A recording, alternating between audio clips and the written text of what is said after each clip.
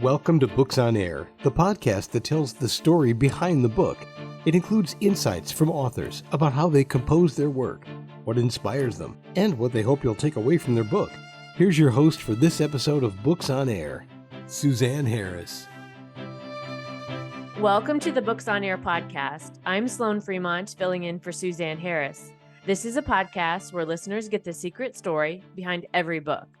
Joining me today is Pete Smart, co-author of the book 1 in 100, Living with Bipolar.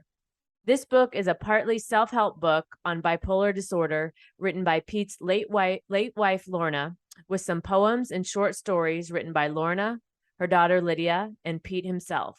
Pete, I want to welcome you to the Books on Air podcast. Thank you very much. Nice to meet you, Sloan. Yes, nice to meet you. So let's start out by telling the audience maybe just a little bit about yourself, about Lorna, and your book, 1 in 100. Yeah, a bit about myself. I live in a town called Colville in Leicestershire, which is in the Midlands, between Leicester and Birmingham, basically. Coal mining town. I had some nervous breakdowns myself and ended up going to a mental health support group. And there I met this lovely lady called Lorna. She'd had several hospital stays with bipolar disorder. We sort of clicked straight away, but after a few months we did break up.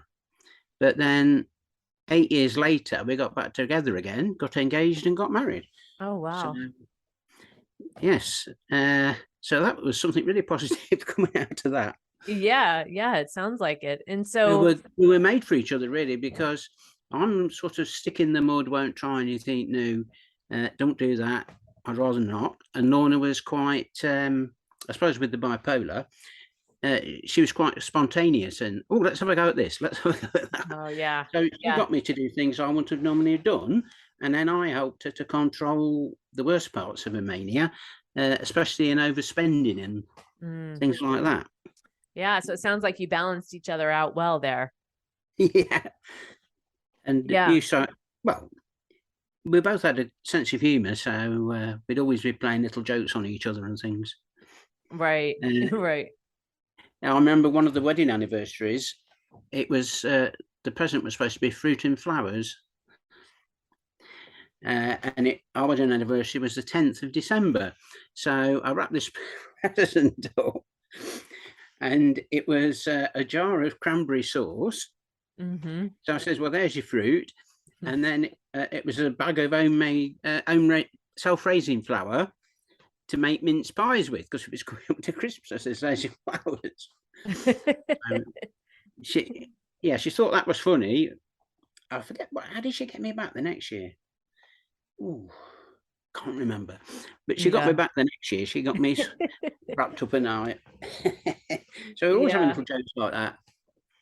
Yeah. Surprising, because of Lorna's illness was quite controlling at times. So surprisingly, she still had a great sense of humour. The medication sometimes would make her very tired. And she'd spend a lot of time in bed. I used to go take her breakfast up in bed most days and the medication, and we'd have a chat. And then she said, I'll be getting up in about an hour. And then I'd check again, and it might be another hour. And then she'd spend a lot of time in bed. Side effects of the medication. Also, if she was on the depressed side of the bipolar, she didn't really want to do a lot and couldn't do a lot. Right. And then other days, the opposite would be the sort of manic type episodes when I couldn't keep up with her at all.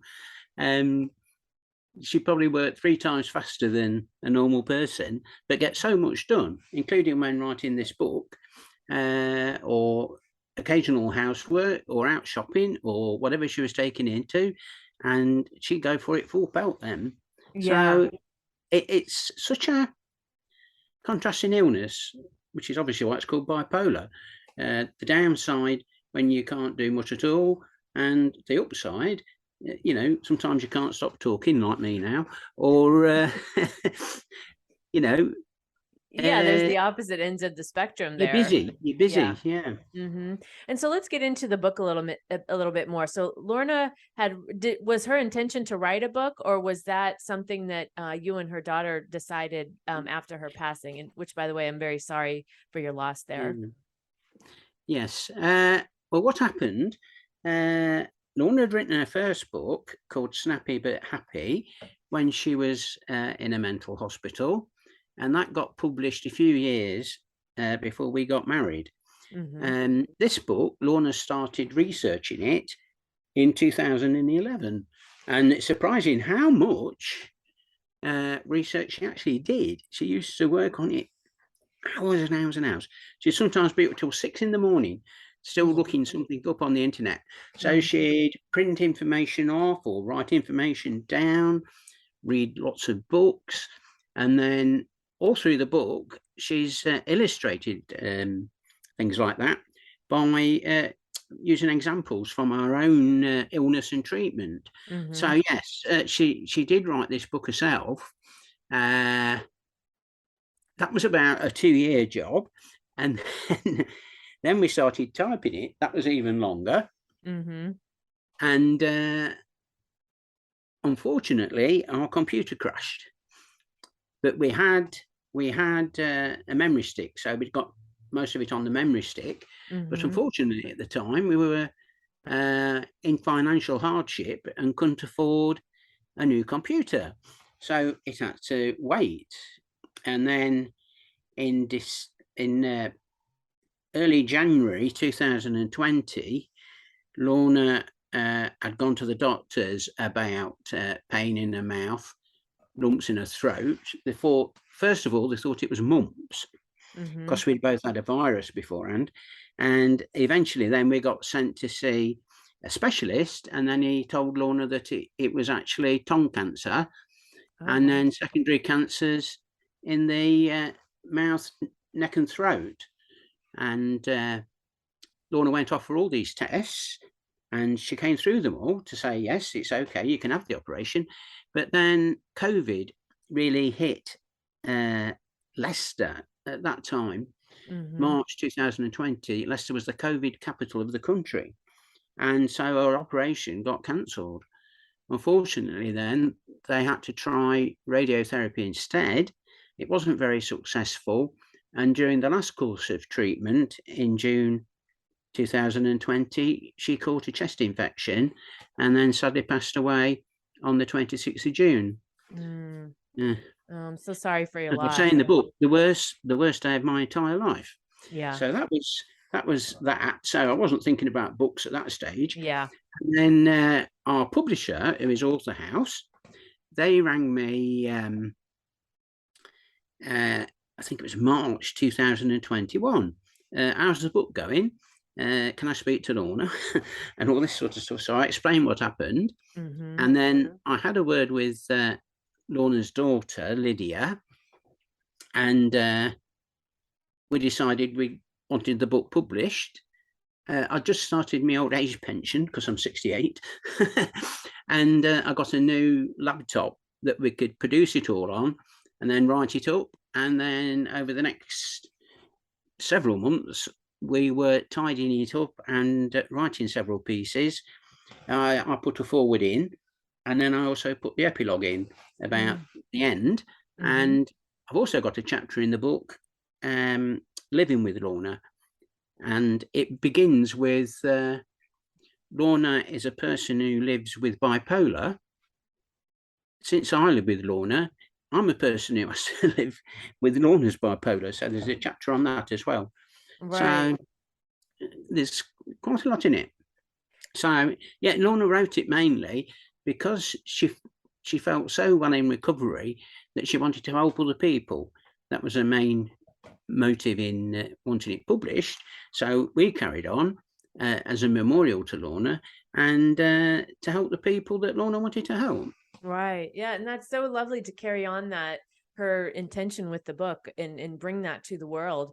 As you were going through this process, what did you learn about Lorna, maybe about bipolar, or even maybe about some misconceptions that people have about bipolar that you hope that this book helps, helps people understand a little more?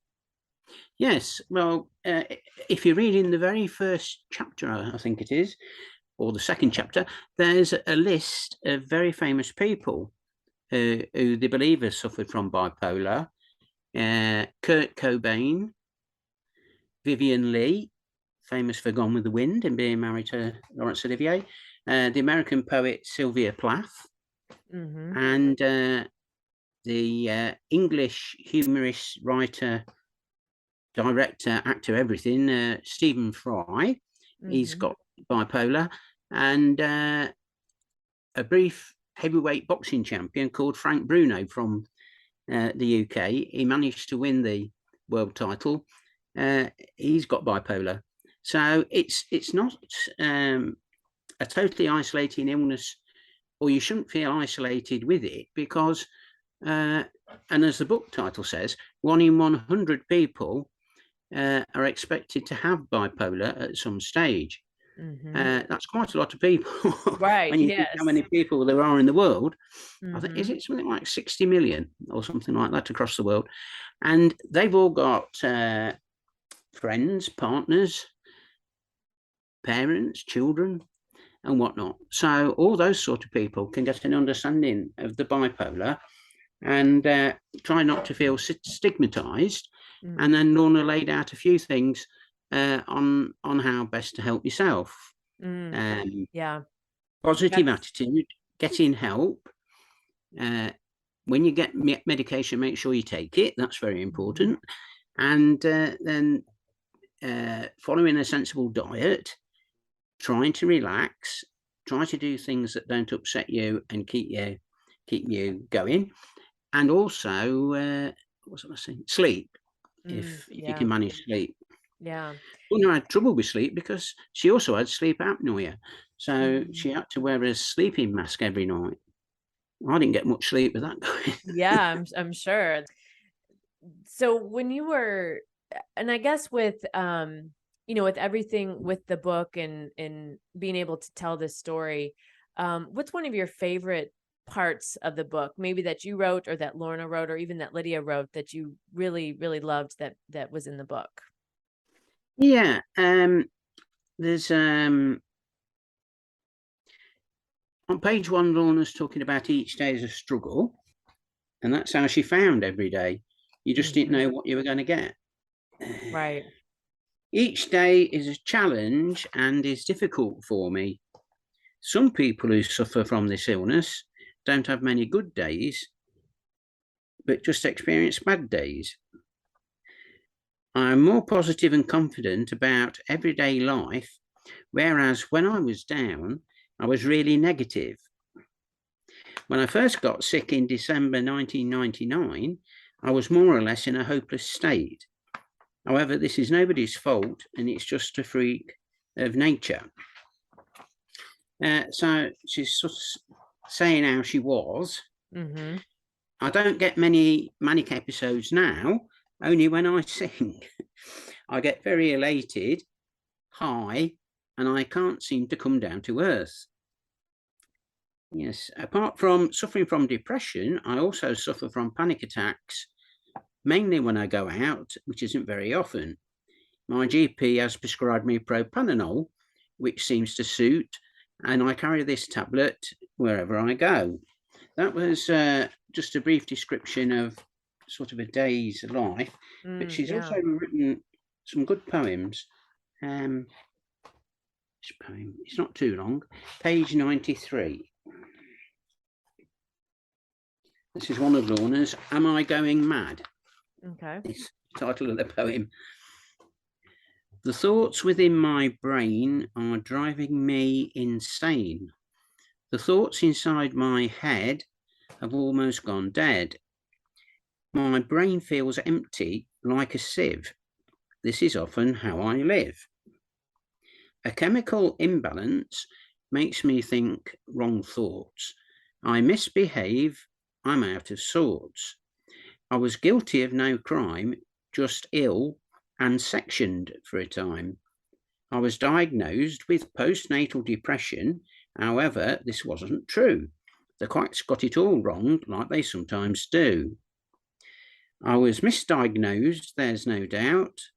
I have bipolar, which affects the mind. It's a part of me that I have declined. I'm up 1 minute and down the next.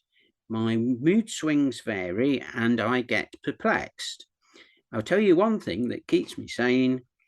That's doing crosswords, which help my brain. No. Yeah. Well, and that's I think especially for maybe anyone who's not familiar with bipolar or maybe is trying to understand it a little more, having insight into someone's day like that is very helpful, because it's hard to understand that if you're not experienced that or not going through it yourself. That's right. Yeah. Yes, I can say the same, because I developed severe agoraphobia in the 1990s, and I've written a few poems about agoraphobia, including one called Postcards from Everest, which I'd recommend. But it does go on a bit, like me, and it basically describes being afraid to go out. So I would sit in the chair and want to go out, but all my muscles would tense and I wouldn't go. I might sit there for quite some time and then eventually say, oh, right, looks like I'm not going today, and then relax the muscles. And then other days, I'd have to go through rituals to get out of the house. Then I'd have to check the door was locked and everything like that. And then I would have panic attacks. So you got distorted vision. I used to think the pavement was at about 30 degrees.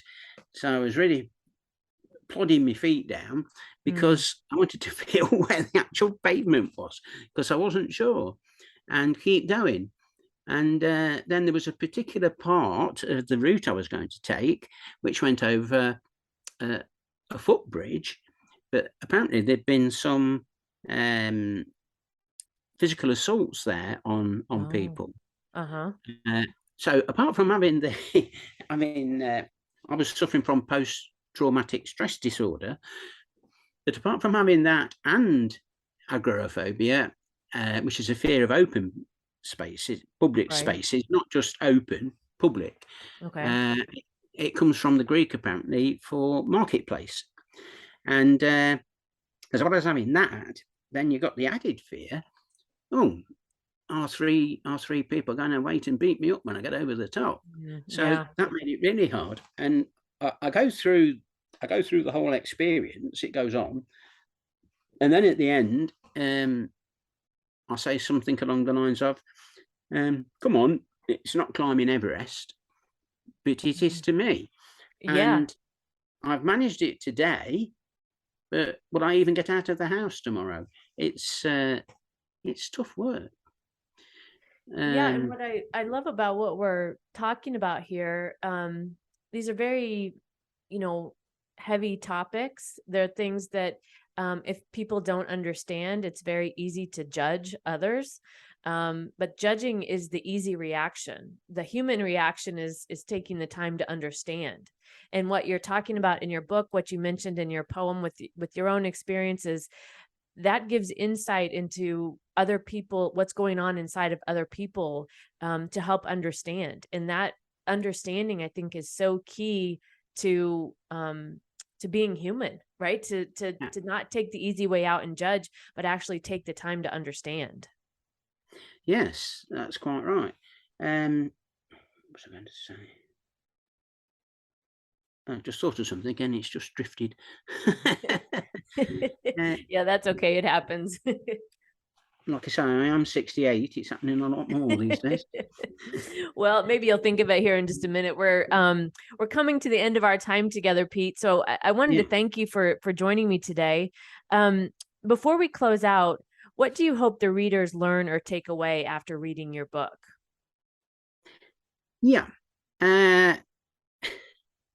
So a better understanding of bipolar, what you can do to help yourself, which is what Lorna has really focused on. So a lot of the chapters 2 to 11, Lorna's ideas on how to help yourself. Like I say, making sure you get the right treatment, making sure you take medication, probably join a support group, meet or talk to people who've got a similar illness, this sort of thing. Try and eat healthily, try and sleep, try and take exercise, all those sort of sensible things that go to making you properly healthy, both mentally and physically. Right. Because a lot of people who experience poor mental health also experience poor physical health as a knock-on effect. If you're not going to go out, you're not going to get exercise. If you're not going to get exercise, you're not going to be fit. If you're not going to be fit, you might put weight on. You might comfort eat and whatnot. So it can all have a knock-on effect. Yes, and it's all about, as you were saying, the taking care of yourself portion of that, because that sounds like, from what you're talking about, is one of the key elements to be able to manage bipolar. That's what Lorna says. Yes, in one of her books there. What has she got there?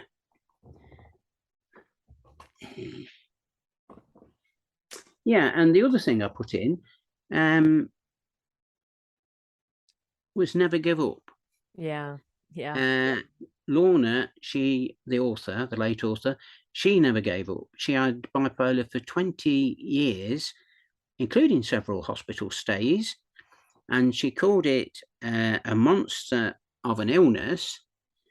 But during recovery and managing her bipolar, she's managed to write 2 books.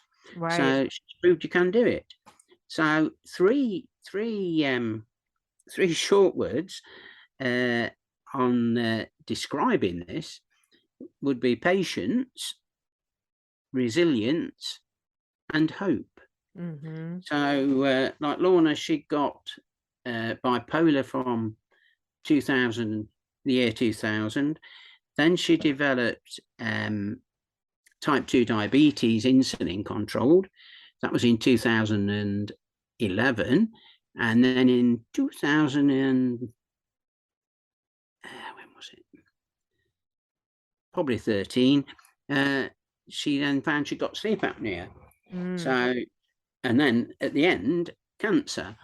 And she just took them in a stride. She did, if it had been me, it'd have been, oh God, I've got this. Oh, I've got that. I'll never cope. Lorna just carried on. Right, I've got this.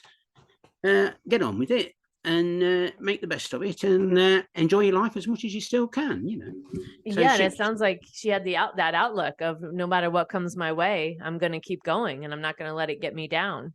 That's what she says. I put that in the book as well. She said that almost every day when she was diagnosed with a cancer. This is not going to beat me. I'm going to beat it. She kept saying. Yeah. I love her message, her resilience, and her, her willingness, because I think that's just a great reminder for everybody listening. So, Pete, I want to thank you for joining us today and talking with us about your book, 1 in 100, Living with Bipolar. Again, I want to thank you, Pete, for joining us today. It's been a pleasure having you. Yes, it's been very pleasant talking to you as well, Sloan. Thank you very much. And you can find more about the book, 1 in 100, Living with Bipolar, on Amazon, and I'll link to the book in the show notes, so be sure to check that out. You've been listening to the Books on Air podcast, brought to you on webtalkradio.net. You can also hear this podcast on Spotify, iHeartRadio, Stitcher, and Apple Podcasts.